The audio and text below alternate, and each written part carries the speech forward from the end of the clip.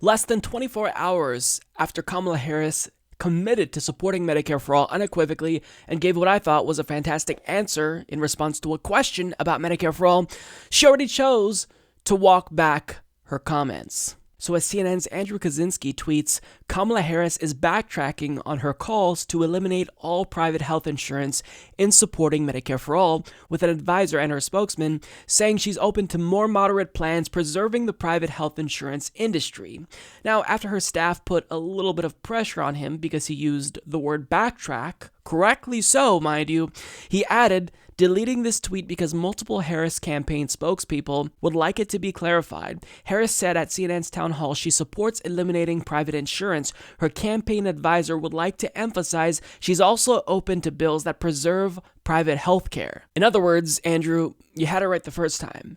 She backtracked. So now what we're left with is an article that states Kamala Harris is open to multiple paths to Medicare for all. Now, before we get to the article in question, let me just decode that for you. It means she's not serious about Medicare for all, because if you're already showing that you are willing to compromise before the real fight even begins, you are not serious about Medicare for all. And this speaks to the other candidates as well, like Kirsten Gillibrand and Cory Booker, who all of a sudden had this epiphany and decided to support Medicare for all, conspicuously 2 years before an election, but nonetheless, they supported it, which is good. But it shows that this sudden evolution, even if it's a win, it still means you're not ready to lead on this issue. And Kamala Harris is absolutely not willing to lead, because think about this. The minute you propose Medicare for all, hypothetically speaking, let's say you become president, you introduce Medicare for all. Do you understand the battle that you are going to have to fight? You need to know what you're getting yourself into. But Kamala Harris, she already showed to us that, look, even in the most minimal backlash that I received, that's enough for me to cave and walk back my comments. She's not serious about Medicare for all. Now, as the article reports, by stating she would eliminate private insurers as a necessary part of implementing Medicare for all, California Senator Kamala Harris, during a CNN town hall Monday night, sent a shockwave through the national healthcare debate. Harris's comments underscored the extent to which a move to single-payer would radically overhaul the current system, and in frankly addressing one of the transition's most politically difficult steps, stepped directly into her critics' crosshairs.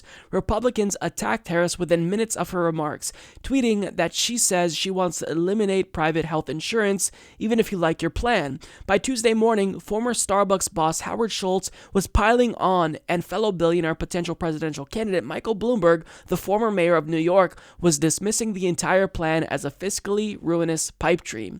As the furor grew, a Harris advisor on Tuesday signaled that the candidate would also be open to the more moderate healthcare reform plans, which would preserve the industry, being floated by other congressional Democrats. It represents a compromised position that risks angering Medicare for all proponents who view eliminating private health insurance as key to enacting their comprehensive reform.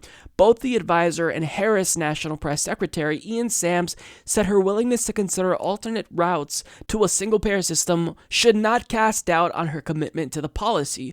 Medicare for all is the plan that she believes will solve the problem and get all Americans covered. Period, Sams told CNN. She has co-sponsored other pieces of legislation that she sees as a path to getting us there, but this is the plan she is running on. Okay, so either one of two things is likely true in this situation.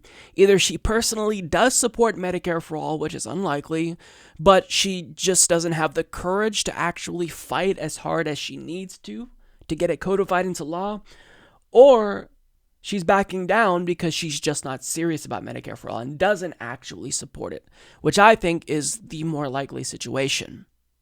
But rather than trying to speculate about her intentions, it's clear that she's bullshitting us.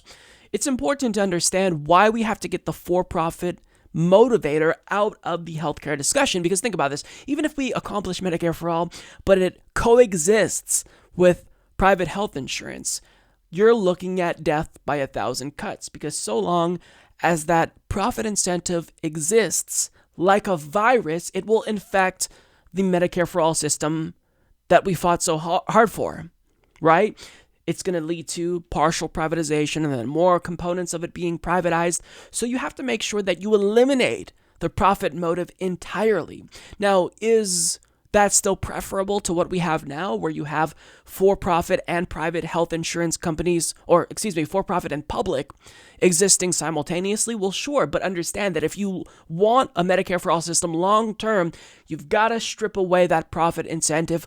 Kamala Harris just vocalized the fact that she's not serious about that. And to go so far as to co-sponsor other bills that are half measures that won't put us on the path towards Medicare for all, that shows she is just trying to say what she needs to say in order to get elected. That's all that this is about. So I am absolutely disappointed, but not surprised at all. Because even if I could acknowledge and give credit where it's due that she gave a phenomenal answer when she was asked about Medicare for all and said everything she needed to say, for the most part, well, your willingness to back down shows that you're not serious when it comes to Medicare for all, because what you need to do is stake out a position and then plant your feet firmly in the ground, expecting attacks against you. If we get Medicare for all, it's not going to be an easy fight. It's not going to be like, oh, well, we have a majority of Democrats in the Senate and in the House and now in the presidency. We just pass it. It's as simple as that. This will be a fight for our lives, and it's not only going to require a commitment from lawmakers, but a commitment from people like us. We're going to have to take to the streets to get it. If we pass Medicare for all in a system where we haven't achieved campaign finance reform first, you don't understand the amount of pressure we will have to put on lawmakers to not cave. So the fact that you're already showing the willingness to cave, it means you're not ready for this fight and you're not serious about single payer. So functionally, you're not an advocate for single payer if you're already willing to back down. And, just paying lip service to the idea of Medicare for all isn't enough. Now, you need to prove to us that you're going to fight for it. And you just failed right out of the gate, Kamala. Shameful. You could support the Humanist Report at patreon.com/Humanist Report.